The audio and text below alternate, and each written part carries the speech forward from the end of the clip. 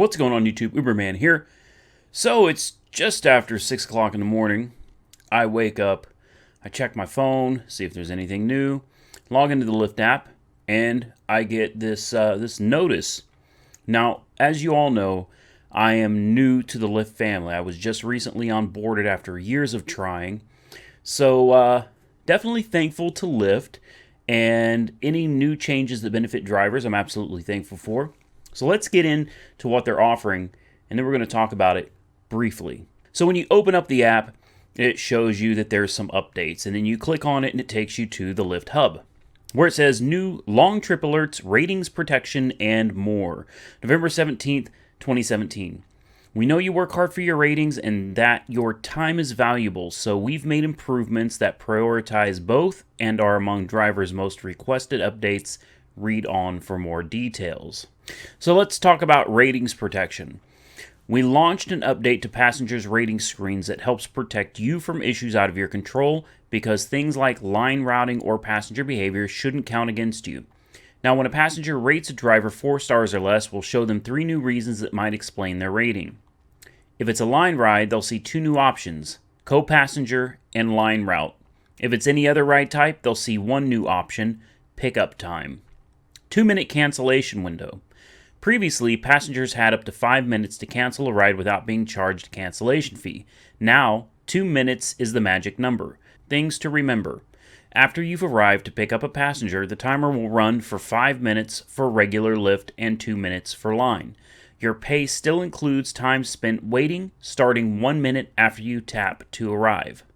Heads up on long trips. On the accept screen will alert you when a ride is estimated to take longer than 45 minutes. While longer rides are typically higher earning, we want you to know what to expect before you accept.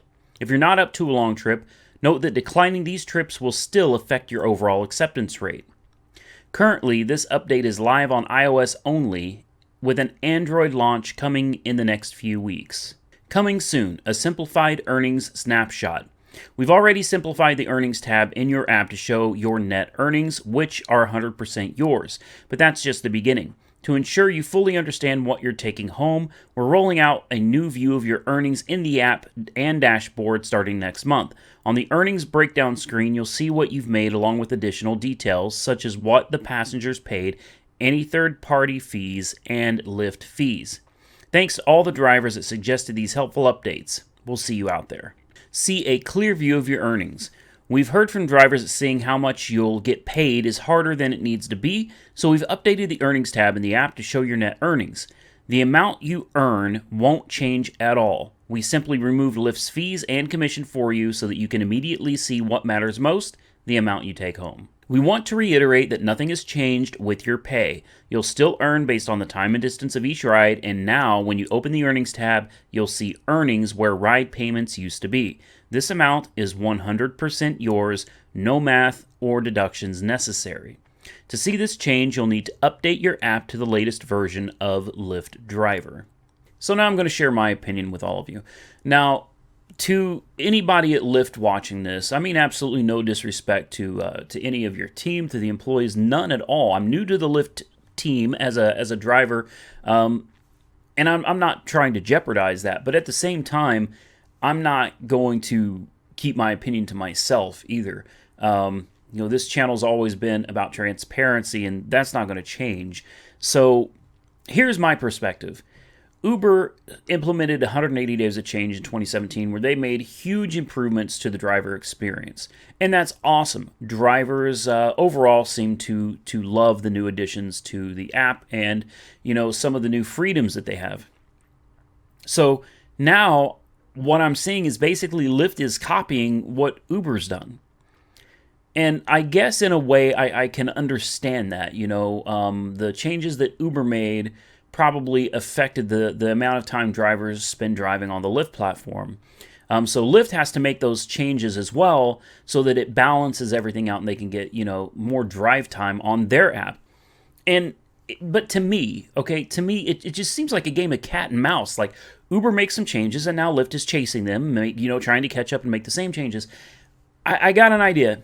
And obviously, I don't know anything about how Lyft works behind the scenes. And again, I mean, no disrespect to anybody at Lyft, but guys, don't be like Uber.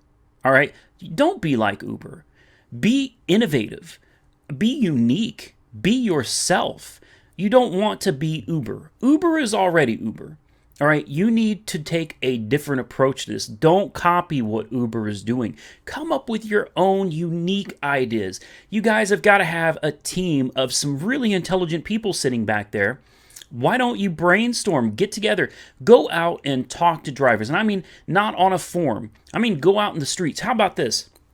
Lyft, you want to make a difference? You want to make an impact? You want to change the game? Let me tell you what you need to do. You need to send some of your top people, executives, all right? Send some of your executives out in cars behind the wheel. Have them drive in multiple markets. This will be like a real world example of what drivers go through. Let some of these execs spend a week or two behind the wheel. And I mean, I'm not talking about necessarily the CEO, but I think that would be a great thing if you could get the CEO, the CTO, the COO. Get your top executives on the road. Get your development team on the road. All right? The people that build your app. Make it mandatory.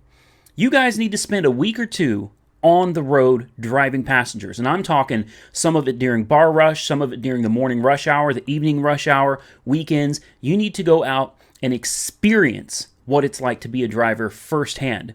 You need to go out and you need to talk to drivers on the streets of the markets that you're driving in.